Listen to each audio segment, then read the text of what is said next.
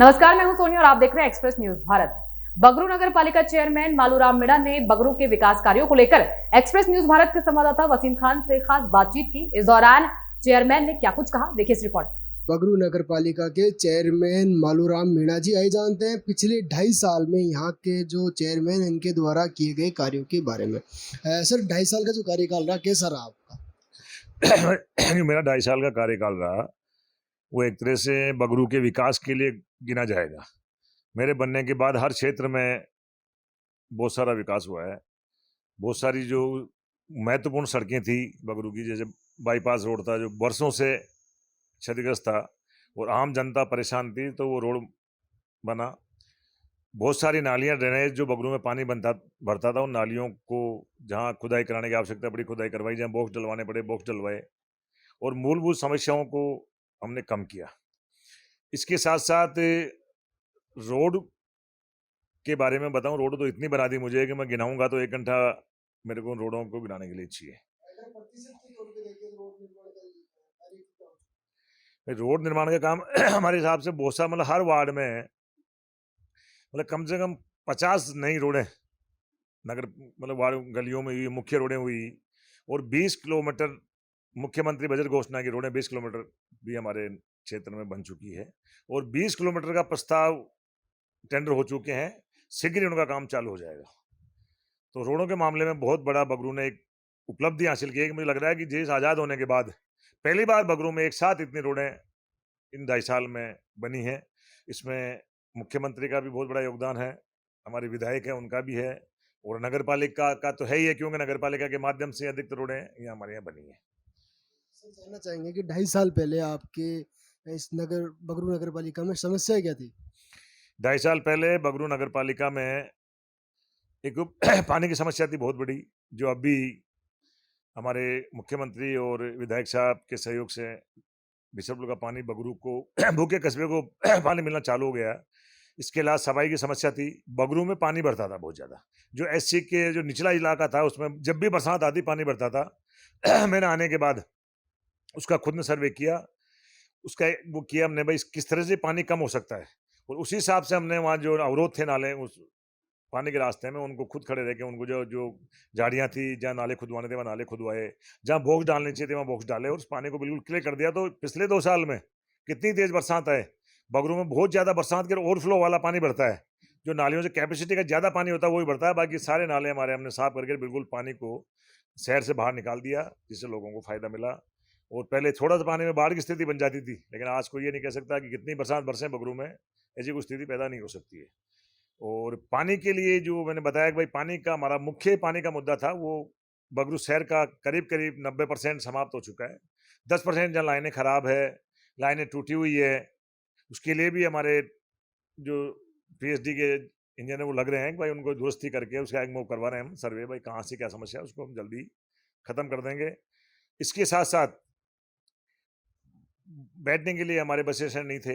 आपने देखा होगा कि बालाजी, तकिया बालाजी पे एक बहुत ही अच्छा, जहाँ सवारियाँ बच्चियाँ खड़ी रहती थी, बहुत गर्ल्स स्कूल के पास में, बरसात आती तो इधर उधर दुकानों में घुसती थी, वो भी हमने देख के उसको भी बहुत अच्छे 50 आदमी उसमें एक साथ बैठ सकते हैं, वो अभी हमने लेटेस्ट भी तैयार करवाया है और बहुत ही अच्छा करवाया है। उसे हम जाते हैं तो वहाँ लोग उस पर आराम करते हैं, बैठे रहते हैं, हमें बड़ी खुशी होती है कि यार उस पैसे का सदुपयोग हो रहा है।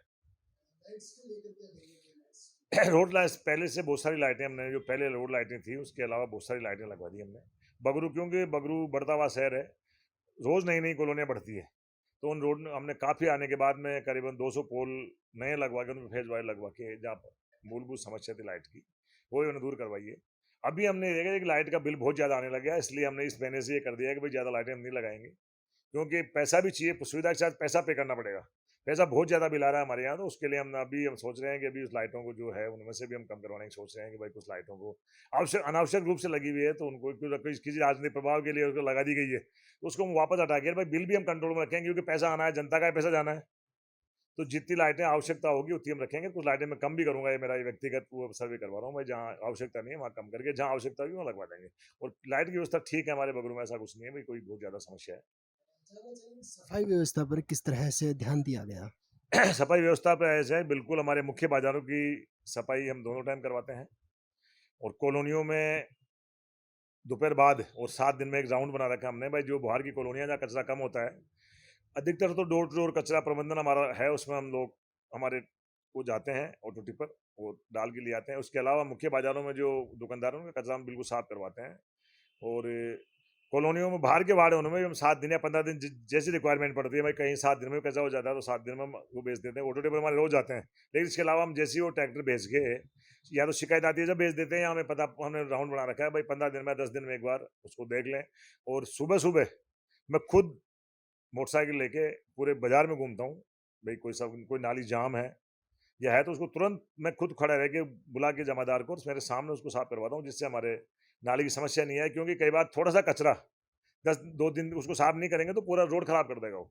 उस वक्त जिस दिन होगा तो उस दिन 10 फीट 5 फीट पे पानी भरेगा, उसको साफ नहीं करेंगे तो पूरी रोड को खराब कर देगा। तो उसको उसी दिन हम साफ करवा देते हैं, उससे हम नाले की समस्या, शहर की हमारी नाले के लिए कोई ज़्यादा बगरू के लिए समस्या की शिकायत भी नहीं है हमारे पास। इस साल में किन चुनौतियों का सामना करना पड़ा आपको? भाई मेरे चुनौतियाँ तो कोई मेरे सामने ऐसी, क्योंकि मैं बहुत ही मैं तीसरी बार चेयरमैन बना हूँ। मैं जब 28 साल का था जब चेयरमैन बन गया था, उस वक्त मैंने 5 साल काम किया। उसके बाद फिर चेयरमैन रिपीट हुआ, फिर मैंने 5 साल काम किया। और फिर अब की बार क्योंकि मैं जनरल सीट पे चुनाव लड़ता हूँ, एसटी में आता हूँ, लेकिन मैं जब जनरल सीट आई है बगरू में 80 के बाद में, मैं चेयरमैन नहीं बना हूँ। और चुनौतियाँ, कोई विशेष चुनौतियाँ नहीं है, क्योंकि मुझे पता था कि हमारे पास तो, मुझे तो अनुभव था हमारे को, तो इसलिए कोई विशेष चुनौतियाँ नहीं है। छोटी मोटे हैं तो पट्टों के बारे में कुछ आए ऐसे केसेस, तो उनको भी हमने बैठ के सामंजस्य से समझौता करा के उनको निपटा दिया, क्योंकि हमने पट्टे भी बहुत सारे अभियानों के तहत बहुत सारे पट्टे बांटे हैं। इसके अलावा कोई विशेष चुनौती नहीं है। छोटी मोटी आप शिकायतें बाजी आप समझते हो राजनीति की तरफ से होती है, उसका भी मैंने तो कभी, बोर्ड में भी ऐसी कुछ नहीं है। बोर्ड में भी हमारे शांतिपूर्ण, कोई लोग तो कई चेयरमैन डरते हैं, बोर्ड 6 महीने मीटिंगें नहीं बुलाते हैं। मैं तो पार्षद कहते हैं साहब इतनी जल्दी मीटिंग क्यों बुला रहे हो, तो मैं तो चला के मीटिंग बुलाता हूँ। कोई भी मुद्दा होता है तो बोर्ड के सामने, मेंबरों के सामने डिस्कस कर लेते हैं। कोई मुद्दा है तो आप इसमें आपके सुझाव दे दो, जो पॉजिटिव सुझाव देते हैं उनको लागू कर देते हैं हम। इसलिए ज़्यादा फिर विरोध भी वो, क्योंकि अधिकतर काम उनको पूछ के करता हूँ मैं बोर्ड में, और तो उसमें इसलिए विरोध का कोई ज़्यादा सामना नहीं करना पड़ता। कुछ लोग पॉलिटिकली जबरदस्ती झूठी शिकायतें करना, तो उसकी तो कोई ज़्यादा मैं परवाह भी नहीं करता। पिछले 2.5 साल में चिकित्सा या शिक्षा क्षेत्र में कुछ काम किया गया हो आपके यहाँ? चिकित्सा के क्षेत्र में हमारे सीएससी बनी हुई थी, उसमें कमरों की कमी थी, तो कमरे तो विधायक महोदय ने अपने कोष से बनवाए। उसमें बैठने के लिए बहुत बड़ा उसमें मिट्टी था, वहाँ हमने उसमें टीन शेड लगवाए, इंटरलॉकिंग टाइल्स लगवाई, उस पर वहाँ पंखे लगवाए और दानदाताओं से कुर्सियाँ रखवाई। तो वहाँ आज 1000 आदमी, एक बार में 1000 आदमी हमारे पेशेंट जब तक आएंगे तो हमें समस्या नहीं है। पानी भरा रहता था, तो उसके लिए हमने ना बिल्कुल टाइल्स, इंटरलॉकिंग टाइल्स लगा के, और स्कूलों में, हर स्कूल में मैंने बच्चों की प्रेयर के लिए इंटरलॉकिंग टाइल्स लगवाई है। जिन स्कूलों में समस्या थी कमरों की बैठने की, उनमें कमरे बनवाए हैं। जहाँ पानी की समस्या थी, एक बात बताऊं, मैं जहाँ पानी की समस्या थी तो नगर पालिका से हमने मोटर और वायर और वो खरीद के और वहाँ लगवाए हैं। कम से कम 25 जगह मैंने चेयरमैन बनने के बाद 30 बोरिंगों में मैंने वो लगवाया पानी के लिए। उससे आम जनता को जो पानी की समस्या थी उससे बहुत बड़ा राहत मिला। उसमें बहुत बहुत बड़ी राहत मिली है उसमें। और पानी को और शिक्षा के मामले में तो बहुत कुछ करवाया हमने।